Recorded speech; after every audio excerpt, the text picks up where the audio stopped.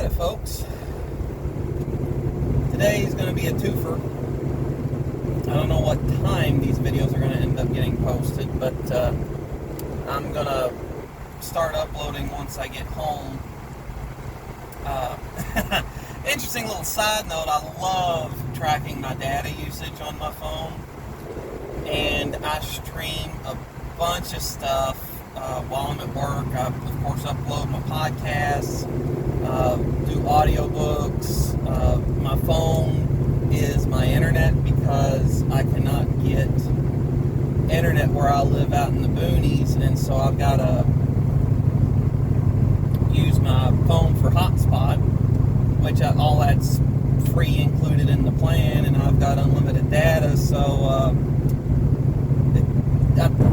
there's a part of me that does feel sorry for my mobile carrier because I know that they get taken to the cleaners every month on my data usage. Anyway,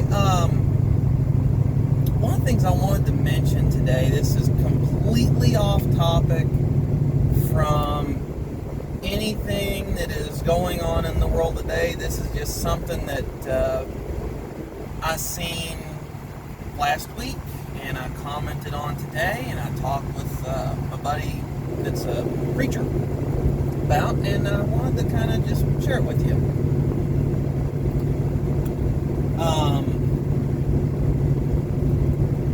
When I was growing up, the church I grew up in, they had 3 senior pastors while I was there. And the last senior pastor that was there while I was there was the most absent senior pastor. Taking off to go here to see family, taking off to do this with his family, just, family guy. He was an older gentleman. His kids were right at the age where they were getting ready to move out and kind of start their own lives, and so he was getting the last family vacations that he probably got in before they had their spouses. Well,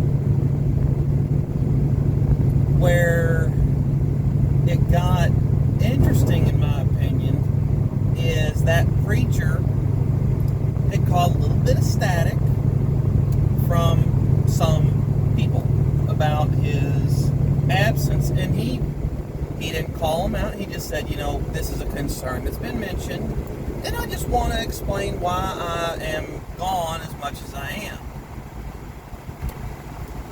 And essentially, he cited Genesis, that on the 7th day of creation that God rested. And he said that as a preacher, I'm the most known person at the church. And in a crisis situation, family member died, someone at the hospital, while I might not be the person that goes, people know my number, and I'm the one that gets called one way or another. So he, and being a preacher, you're kind of on call all the time. You could put in 50, 60 hours a week at the office and preaching and everything else, and if the phone rings in the middle of the night, you might have to get up and help take care of something if the situation's drastic. Well, our preacher had off one Sunday last month. He had to go out of town. He took a weekend out of town with his family. He's got a grandbaby on the way. He went out of town to visit with his parents and kids and kids-in-law. And they went out on the boat and just had a big time on the boat and camping and everything. And this past weekend, him and his wife went to a wedding and then went whitewater rafting, and they took that whole week. And I went up today after church, and I told him that I was glad that he was taking time for himself like that. I said, even if you pace yourself and what you get done every week and the amount of hours that you put in, you will still run up against burnout just due to the amount of hours that you're on call and the things that happen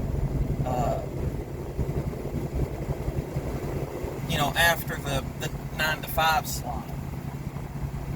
And I said, I'm glad you do that because I do not want to see you get burned out. I've seen that in a preacher before, and it's ugly.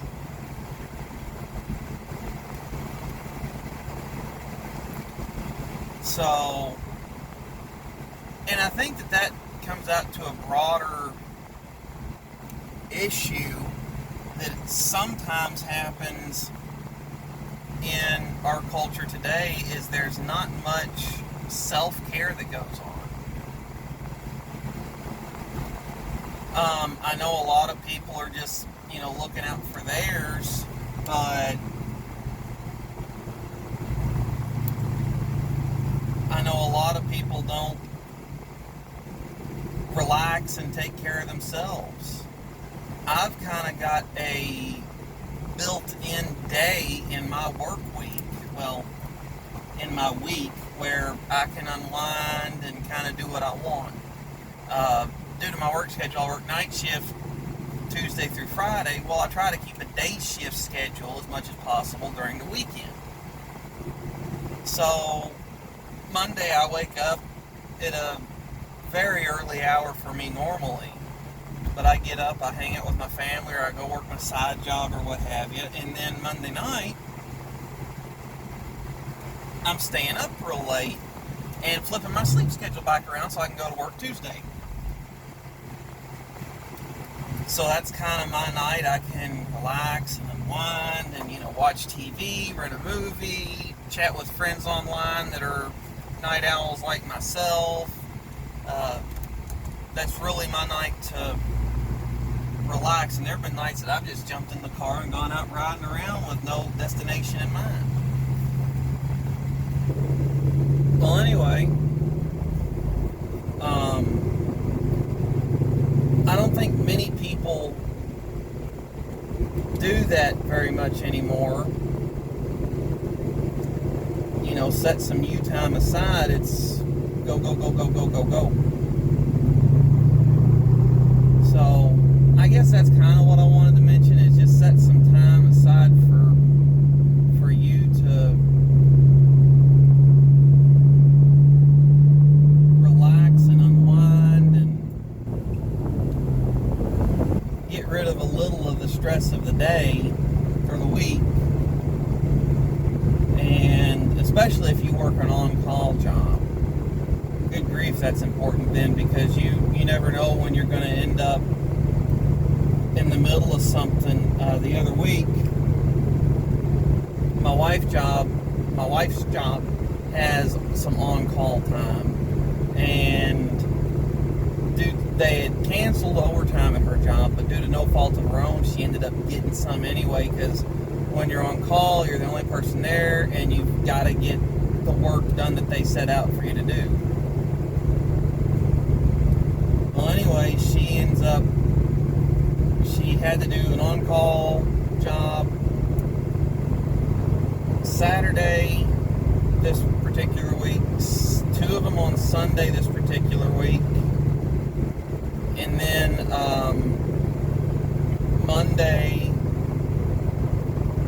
she put in a couple. Basically what it boils down to is by Wednesday this week she had in 58 hours, because the second she got off work she started getting emergency stuff that had to be done. Well, she had put in a bunch of hours, had kind of gotten run to a frazzle. She has some managed mental health issues, and she was kind of coming up against those due to lack of sleep and whatnot. And so when she ended up with Thursday, Friday, Saturday, Sunday, she ended up with a 4-day weekend. So she did a lot of self-care that weekend. I was still at work. I think I took off that Friday, and we went and hung out together as a family. Went to the drive-in of all things.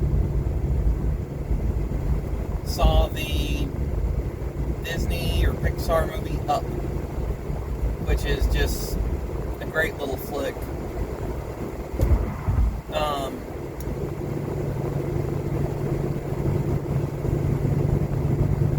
But self-care is a big thing, and physically letting yourself unwind is a huge thing. I'll admit I'm bad at that. I can rest my body pretty good and get where, from a physical perspective, I'm set to go to work the next day, or do whatever I got to do. I got no. Someone's trying to run me off the road here. Sorry, folks.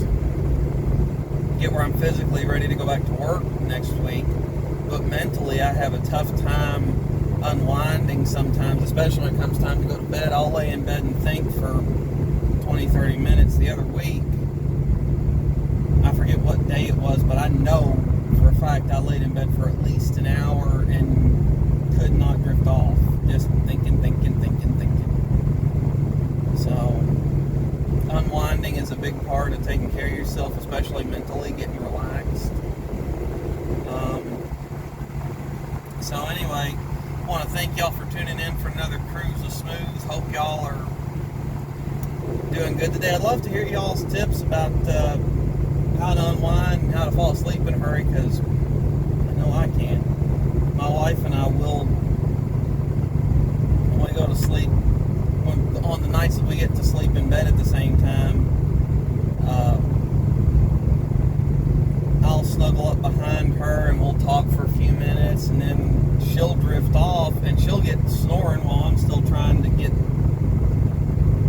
just barely to sleep. So any tips y'all got are greatly appreciated. Hope y'all are doing okay, staying safe, and I will be back with you